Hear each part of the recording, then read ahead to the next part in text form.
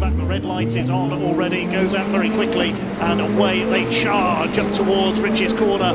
For the first time, they are all away cleanly. It is Paul Donkin with a super start, leads the way into the first corner. Harry Senior going for the inside for second place. Looks like he's up alongside Matt Armstrong. Can he get ahead of him on the run towards Wilson Hairpin? Looks like he has. Armstrong in third place. Justin Armstrong trying to go around the outside of Harry Cook, and also up there on the outside, that's a very bright metallic car of number 10, Henry Heaton, who could make a move here as they go into Palmer's for the first time on Harry Cook. His first standing start in one of these machines, Harry Cook. They've got Greg Monks up behind them, and the bright yellow and pink car in there is Craig Story, number 56. But it's Paul Donkin who leads to Agostini for the first time. Yeah, Armstrong in the AM class there, making up one position over the top of Harry Cook, who was having to defend. But Greg Monk's also returning here. He's in the Pro-Am championship. He was the X310R champion, so he's making his way in that white machine as they head around Hamilton's then this time. A lot of the cars throwing up a little bit of dust as we went through there, but we actually had a staggered start, so that's the first time we've seen that. Normally Caterham starts side by side, but actually in this top level championship they now get a staggered start, which is why Paul Donkin was able to hook it all together and absolutely flying himself up towards turn one. Matt Armstrong slightly less good start, and therefore he is having to defend from behind. And does he have is that Senior now taking the lead over the top of Donkin? So even though Donkin had that little bit of the lead, it's this trio out front. So Harry Senior ahead of Donkin, ahead of the first of the Armstrongs, Justin just behind him. Henry Heaton managed to get over the top of Cook as well, so Cook slipping backwards a little bit in the early phase. You can see how much quicker these cars are than the road sports we saw earlier on as they funnel their way out of Nelson. The bright green car there, James Hall, the number 98. Back of the field there, the 68, that's Chris Welch, started at the tail of the grid, but they're all okay around the first lap so far. It's Harry Senior who will lead the way up towards the line to complete lap number 1. But will he be able to stay there? Will he be slipstreamed on the run down toward Rich's? Paul Donkin has a look towards the outside. Third place is Matt Armstrong, with his father Justin behind him in fourth. Henry Heaton fifth, and Harry Cook rounding out the top six. Heaton on the inside there, we got a glimpse of going into Rich's corner towards Wilson. Justin Armstrong, maybe family ties going to be used here. Matt Armstrong trying to get through on the brakes around the outside, try and take the lead. It was Donkin who got into the lead down into Rich's as they came over the line. Senior led up the line, but it is now Donkin back in front. Matt Armstrong coming through into second place. Yeah, and that outside line can really work, especially if someone gets a bit hooked up in the middle of nothing between the two cars there. Millimetres with Matt Armstrong pulling to the inside. Is he going to get down the inside of Donkin? It certainly looks like at the moment. They're going to go a little bit side by side, but he'll want to get line astern to make sure he doesn't lose out too much. There comes Justin then up the inside of Harry Senior, leaves him the edge of the circuit and has to use all of it. So a little bit of a sort of shoulder move there. Justin's really flying in the early part of this lap. The two Armstrongs are sandwiching the DPR, so Team Parker sandwiching the DPR Motorsport in the middle there. Donkin though does still look as though he's got pace in this car. That move around the outside is going to be maybe used a couple of times, but you can't use it every single time. There's Greg Monks heading over the top of Harry Cook, so again Cook's losing places, and there's Chris Fraser coming up to see what he can do as they come down the Bentley straight towards us this time. Then who's going to come out in the lead? It's four wide as they head into this. Going to be Justin Armstrong, is it? Maybe Harry Senior around the outside. So the two from the sort of third row of the grid are now pushing on through. Wow, I thought Justin Armstrong was going to go from fourth to first in one move there. He didn't quite manage it. Harry Senior's got the lead back again. And is that Henry Heaton slowing there? I saw on the inside. He lost a bit of momentum. Maybe missed a gear coming out of Nelson. He's lost a couple of places. Harry Cook's dropped back a little bit. It's a learning exercise for him. His first race in the top flight, if you like. So it is Harry Senior who has now got the lead. He led up the line last time through. It was immediately taken by Paul Donkin. This huge group at the front of the field. 1, 2, 3, 4, 5, 6, 7, 8, 9. A dozen cars that have broken away at the front of the field. The Armstrong family in battle for second place now, with Paul Donkin in behind them. Then Cook has forged his way back up. Greg Monks is in behind him. The man is based over in the Netherlands. A big lock up there. That was Donkin, I think, and it was Monks going through the middle Oh. of Harry Cook, who could lose another place because Fraser's having a go as well. Harry Cook's collected someone's rear wheel or front wheel guard that looks like it's wrapped around the front of his car, and I just saw something awkward happen to Monk's car. I wonder whether he just ran over a wheel guard. Yes. But anyway, Harry Cook is going to be blocking all the air to his radiator, and I hope that's not going to overheat him. You can see it's just stuck. It's a rear wing, is it, underneath the front of his car? That's going to cause It's a Justin Armstrong. Yes, there it goes. So it has gone away. So it's still Harry Senior out front. Matt Armstrong then has got a gap over his dad to Justin, and Donkin's actually fell back a little bit more there, but that is a rear wheel guard of one of these cars going round as it's all starting to come back together. But these cars have got a little gap up front there, looks back to Justin, and then he's got even more of a gap back up to Matt. I think it is Justin Armstrong's car that has dropped that bit of debris, which came to rest at Agostini after being pushed round for parts of the lap underneath Harry Cook's car. Here come the leaders. Now what's going to happen this time then? I'll start to fan out across the Bentley straights. Senior moves back out wide with Matt Armstrong on his tail. Justin in third place. Paul Donkin side by side. Harry Cook, he has got into his stride. Now he's up into P4 as they go into Nelson. Donkin is down to 5th.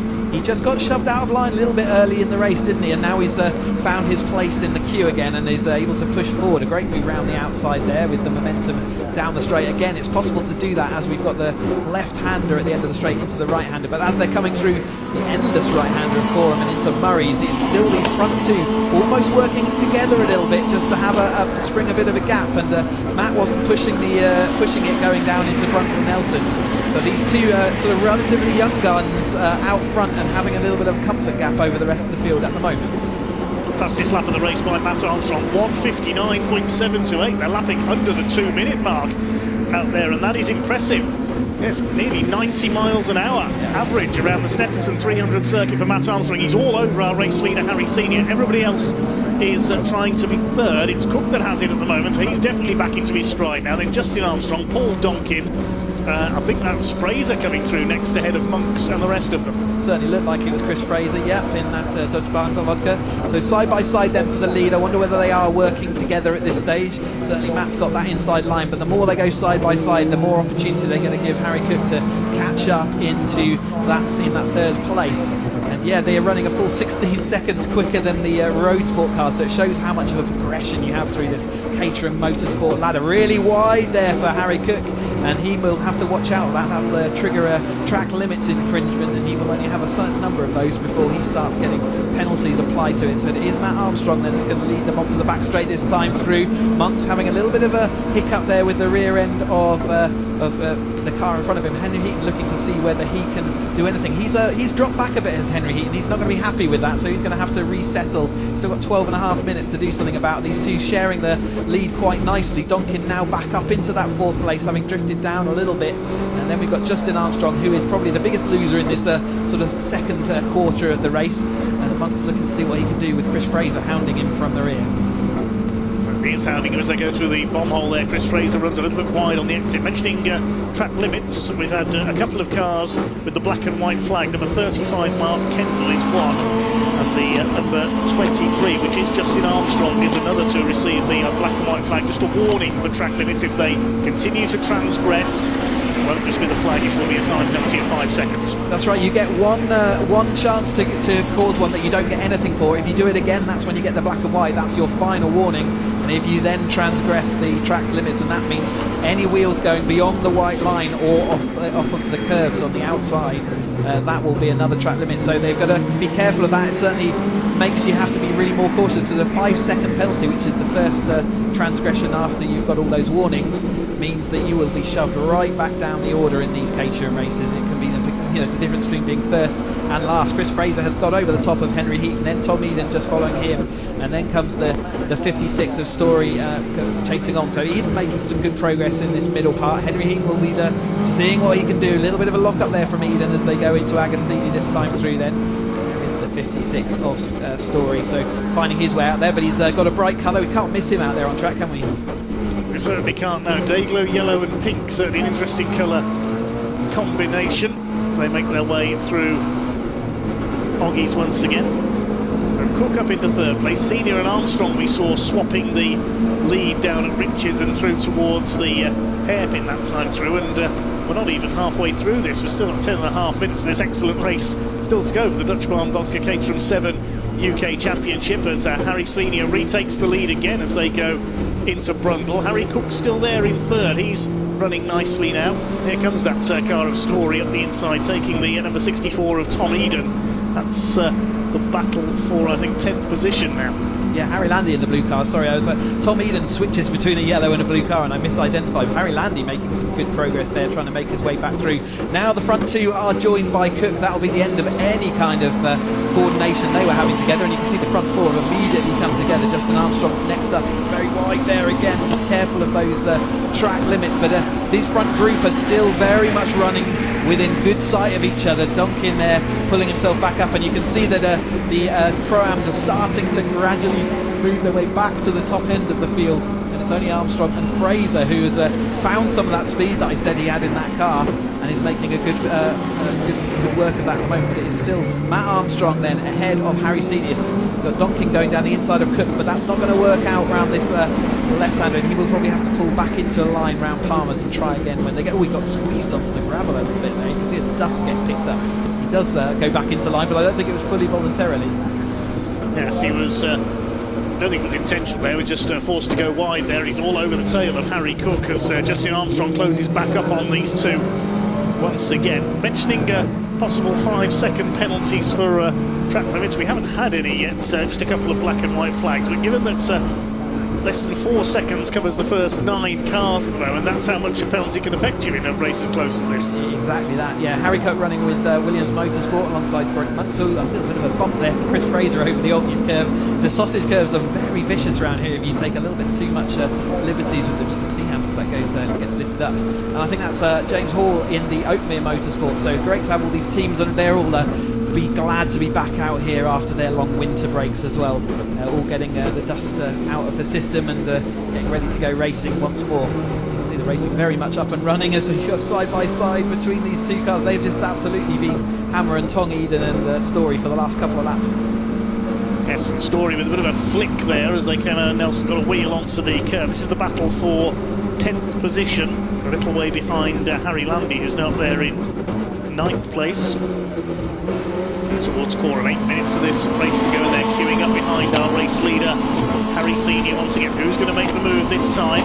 We do have a 5-second penalty for exceeding track limits, and it's gone to Justin Armstrong, so that's going to drop him down the race order, unfortunately, in the final reckoning. He may well not be the only one. 3 wide for the lead. Look at this. Sorry, Chris. And Harry Cook charging up the inside. Senior's gone through as well. Cook leads Caterham 4 UK Championship race for the first time, but for how long? Up towards the hairpin. That was a daring swoop to the inside into Riches there.